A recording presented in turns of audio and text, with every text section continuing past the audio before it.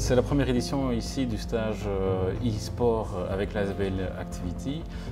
On trouvait intéressant d'inviter des plus jeunes à venir dans le centre pour comprendre et développer une autre manière de jouer, une manière de jouer plus réfléchie, plus saine. Je m'appelle Benjamin De Smet, je suis responsable de l'ASBL Activity qui a été nouvellement créé.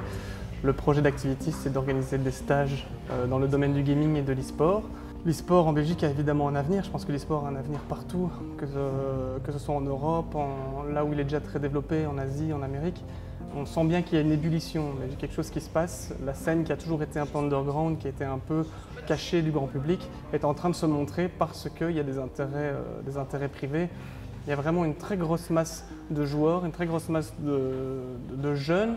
Et les investisseurs privés se rendent compte qu'en allant vers l'e-sport, ils toucheront un nouveau public. Le principe du stage, c'est qu'il y a un animateur qui va les aider à se développer, mais surtout aussi à s'amuser.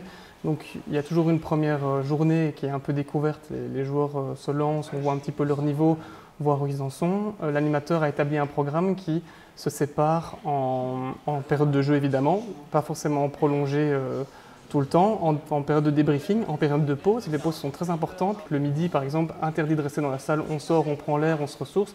Il y a des pauses entre chaque session aussi d'un quart d'heure.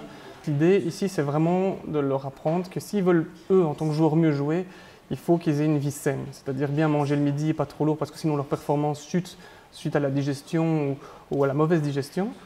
Et aussi avoir une vie sociale et sportive qui permet de garder le corps sain, frais, dynamique, parce qu'il n'y a rien à faire, jouer 10 heures d'affilée, ça crée généralement un affaissement de la personne et on perd ses réflexes. Donc s'ils veulent bien jouer, il faut qu'ils aient une vie saine et les parents, c'est tout bénéfice pour eux, ils se rendent compte qu'il y a moyen de jouer et en gardant un cadre structuré qu'on essaie de mettre en place ici.